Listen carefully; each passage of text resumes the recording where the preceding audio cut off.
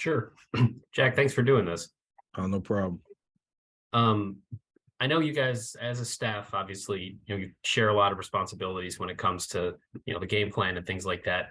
But I wanted to get some of your thoughts on just like when it comes to defense, like what are some of the things that like you believe in? What are some of your principles? Like what when you think about describing a defense under Jack Owens, like what sort of things do you value?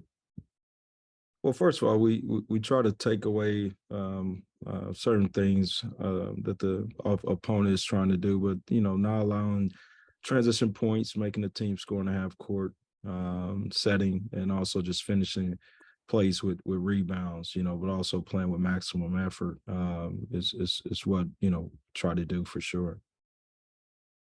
How in general through 7 games at this point, like how do you think you have done trying to preach that to your guys? How do you think they've done trying to execute and harp on those specific areas? Yeah, no, I think our staff in general has done a great job of trying to install first of all our defensive principles, also how important it is to be good on both sides of the ball. Based on Ken Palm, I know I think we're 63rd or something like that, 65. Just want to continue to improve.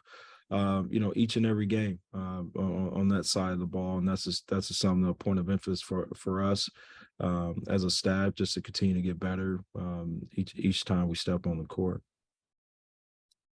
And the personnel that you have and the way that this roster is constructed, does it give you a belief that there's potential for better performances, and that this is a defense that as guys get more comfortable with you and as well as with their roles, that there are better things ahead for this defense?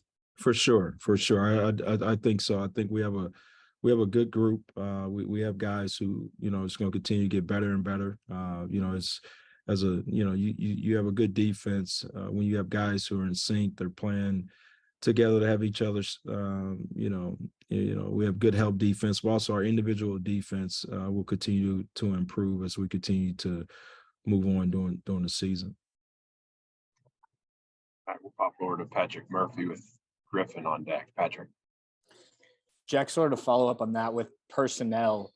I think when the casual basketball person thinks of good defense, they think of big men being able to defend in the paint.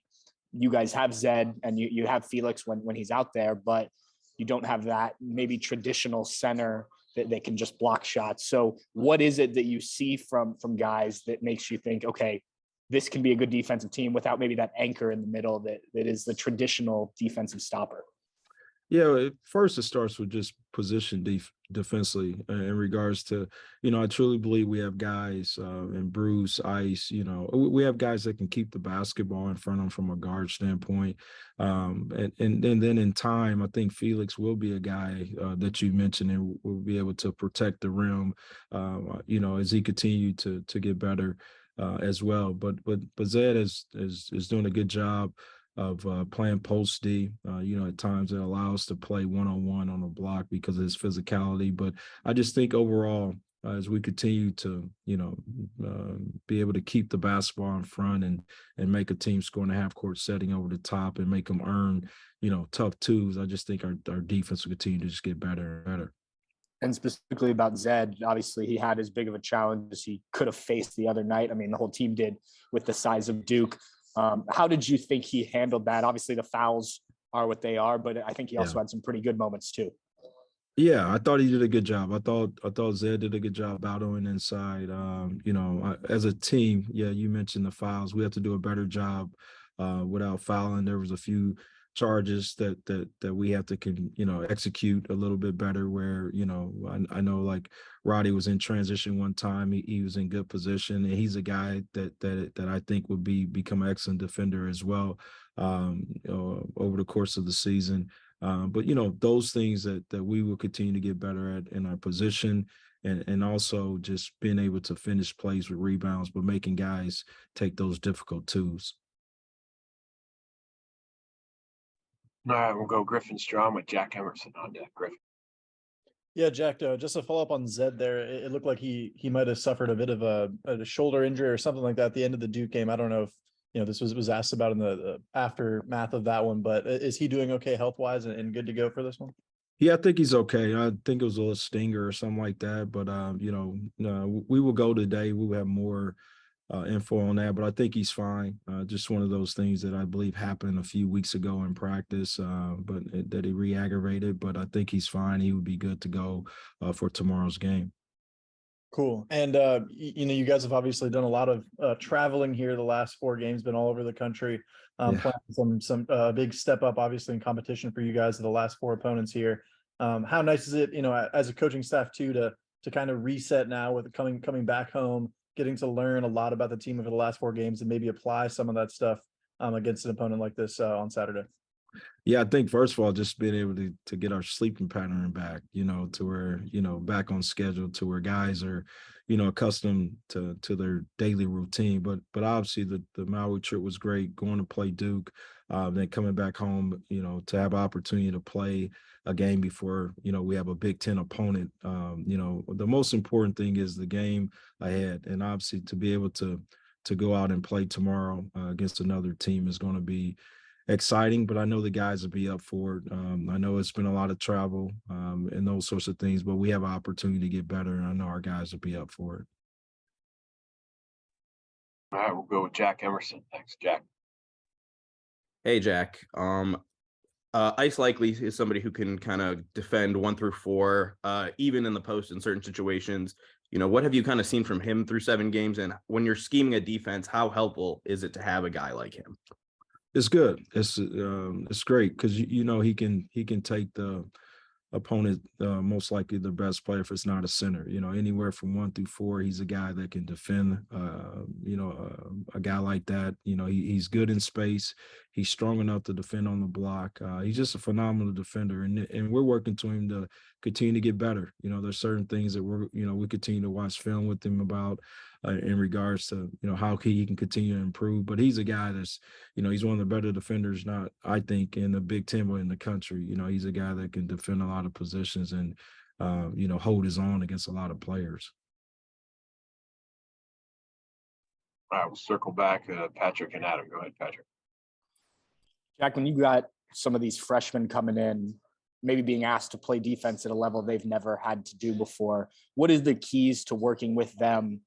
You mentioned a couple of the guys earlier to kind of get them to the Big Ten level when you're going to need them rather quickly here. Yeah, no, good question. Well, it's a process. First of all, you understand it's a process, but our staff do a great job of spending individual time.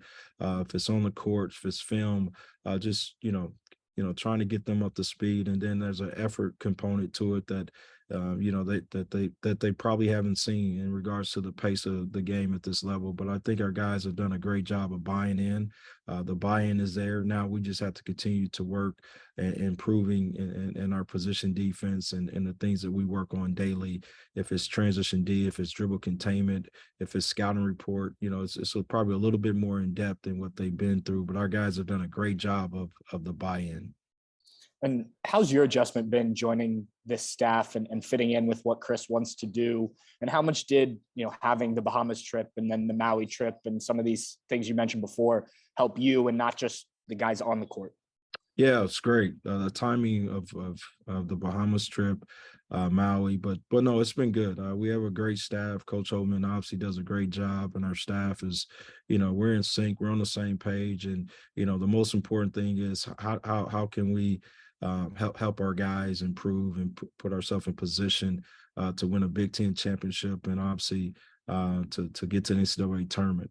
Those are the most important things at this time. And each and every game we have an opportunity to go out there and get better, and that's just the approach that we have. Cool. We'll get Adam and then Steve Hellwagon. Adam. Jack, one of the things that Chris Holtman said after the game was that as a team, you need to get better when Justice Sueing's not on the court. And I wonder in what ways you have seen some of that, because like you look at some of the analytic numbers and Zed's importance to this team is pretty significant. And you've talked about Ice and what he can do for you, but what is it about Justice this season that when he's on the court, you're trying to figure out how to make up for that?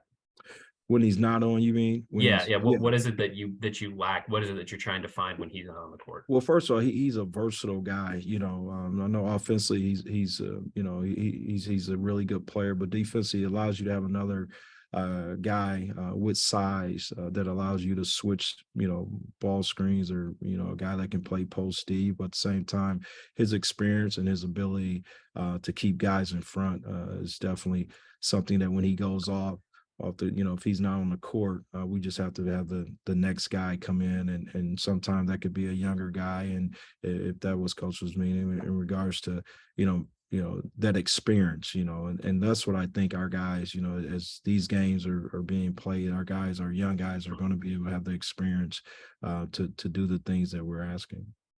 You mentioned earlier having Bruce at ice and guys who can stay in front of their guys.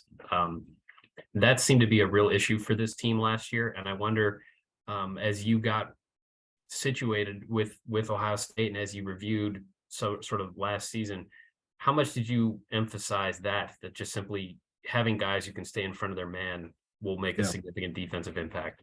Yeah, that's very important to be able to keep the basketball in front, and we have willing guys, but that is something that we work on as a staff and practice with the guys to be able to guard in space, but also have the understanding with guys off the ball to be in the right position as well. And those are the things that we're going to continue to work on until the season is over, because that's very important. But to have guys who have the ability to guard in space, but also make guys earn it. We talk about that a lot.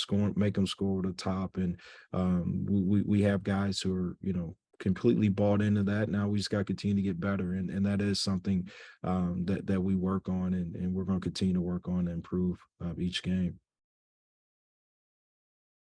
All right, and we'll get Steve Howak. Go ahead, Steve. Yep, Coach. I apologize. I got in a little bit late, so I hope I'm not covering some of the same ground. But the question I have is, this is an important game for you guys, because the next one you start Big Ten play, and at least with that one-off game with Rutgers. But just what are a couple of things that you guys really want to get nailed down before you play an important game like that? And the other thing I would ask is, it seems like you got a couple of guys who are logging some pretty heavy minutes that as we say, you want to get them going, and that's probably Roddy Gale and Tanner Holden. Just what can you do to get those two guys kind of getting into production mode, and what are a couple things that you really want to get accomplished with this game tomorrow? Yeah, well, first of all, we would just want to continue to improve, on both sides of the ball. But from a defensive standpoint, we want to continue to get better, in our transition defense and our dribble containment. And then, just continue to improve, in our position defense. And with Tanner and Roddy, those are guys are, they're athletic, they're fast twitch guys. So I think we'll just continue to get better and better, as the season go on. And just, I think if the opportunity presents itself for those guys, they will continue to step up. But it starts in practice, just the daily grind or whatnot to be able to do those things in practice and have the carry over to the game. And I truly believe those guys will be able to help us as the season go on. Great. Thanks a lot, Coach. No problem. All right, and we'll finish up with another one from Adam. Go ahead, Adam. Thanks, Jack. Just one more, because you've talked about like helping freshmen kind of understand, like carrying things over from practice to games and things like that. And I wonder specifically with a guy like Bryce, who is so gifted offensively and probably has never had to play defense anywhere near the standard that you're asking him to play. How have you seen him in practice try to grasp on that and attack that end of the court when he's used to things, I'm sure, coming very easily for him, and now he's really being challenged at that end? Yeah, I think he's doing a good job. I think he's, like anything, it's a process. He is a gifted scorer, as we all know, and I've seen improvements from the defense side from him. If it's being in the stands to being the help side, and then containment. It was a great clip him playing in the post. He switched on to a 7-footer and made him score over the top, and the guy missed it, and he was able to get the rebound. Those are the things that we see as a staff that Bryce is continuing to get better at. Each and every day. I just think it's a process. He's a good player. He wants to be good, and he wants to be a good defender. So those things are will work for him. I think he's a very talented guy, and he's very coachable. He's a good player, and I just think in time, like anything else, with young guys, they're just going to continue to get better and better each time they step on the floor. And you've coached elite players all along your coaching journey. How rare is it? You talk about his buy-in and him wanting to get better at that end. Is that common for freshmen who are really talented offensively to have that kind of commitment defensively? Do you see that in a lot of guys you've coached, or is Bryce different in any way? Well, all the guys I know that I've been around that can score the way he can score, they want to be on the court. They're willing to do what it takes to be on the court. And I think he's cut from the same cloth. And then, like I said, he's done a good job of watching film or doing the necessary things in practice. I just think he's a guy. You think 2 months from now, where is he going to be? Because 2 months ago, where was he? Now he's taken a huge step. Now we just want him and need him to take another step or two, and then he's a guy that's going to be right where we need him to be. So like I said, it's a process, not only for him but for our team. Just continue to get better, and it's something that Coach Holtman, our staff, we obviously have talked about, and just want to continue to get better at each and every night. Appreciate it. Thank you. All right. Awesome, Jack. Appreciate it. No problem, guys. Thank you. Thanks, Jack. All right. Take